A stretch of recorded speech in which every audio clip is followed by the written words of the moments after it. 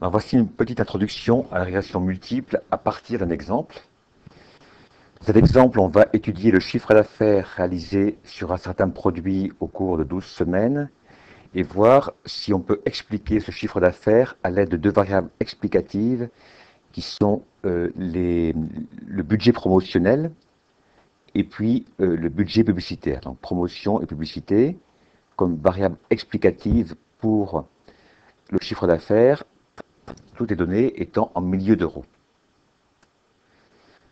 Vous savez que la première chose à faire, c'est de visualiser les données. Et le problème, c'est que malheureusement, Excel ne permet pas de faire des graphiques en 3D.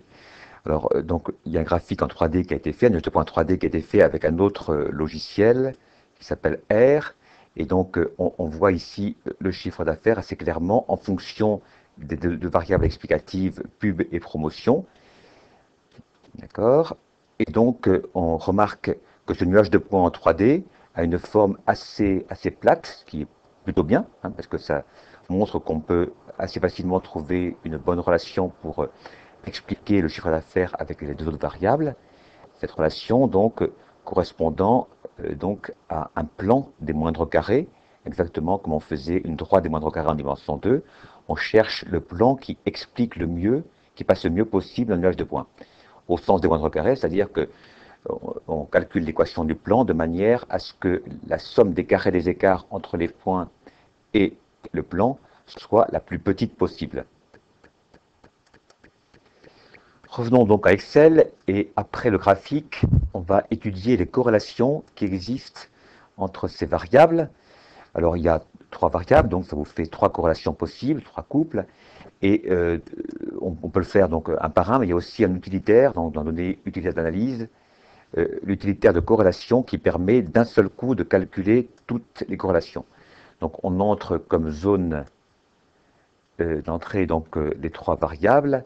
Dans la mesure où j'ai pris les libellés, les titres, je coche la case et je vais spécifier qu'en zone de sortie, je vais voir apparaître les résultats ici en dessous et j'obtiens donc la matrice, ce qu'on appelle la matrice des corrélations. Donc il faut l'interpréter.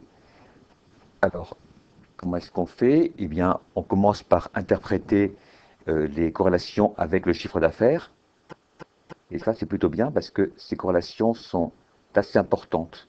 Hein, ça correspond à quelque chose qui est plutôt bien. Hein, le fait d'avoir les deux variables explicatives qui sont bien corrélées avec la variable à expliquer. On remarque par contre que la corrélation entre promo et pub est plutôt faible. Mais ça, c'est plutôt bien aussi. Hein, on est content d'avoir une corrélation plutôt faible parce qu'on cherche dans un modèle de régression multiple à avoir aussi peu de corrélations possibles entre les variables explicatives.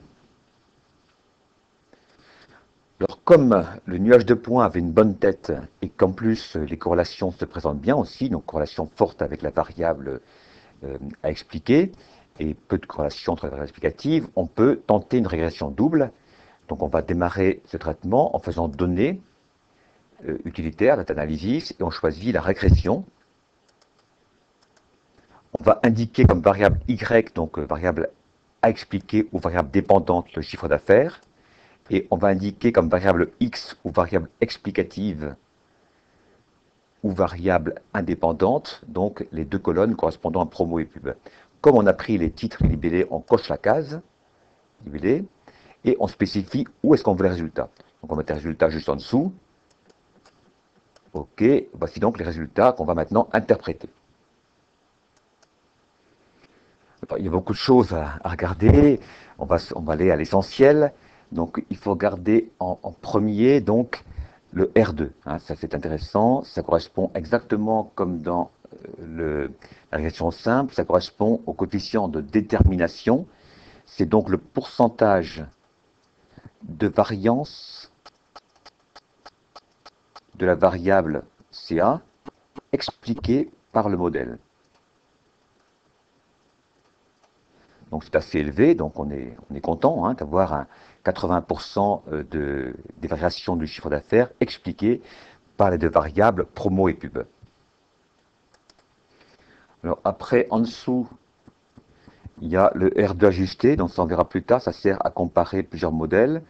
Et puis l'erreur standard aussi, qui est aussi intéressante, on cherche à la voir la plus petite possible. Hein, le R2, on cherche à ce que ce soit le plus grand possible. Par contre, de faire une erreur standard la plus petite possible.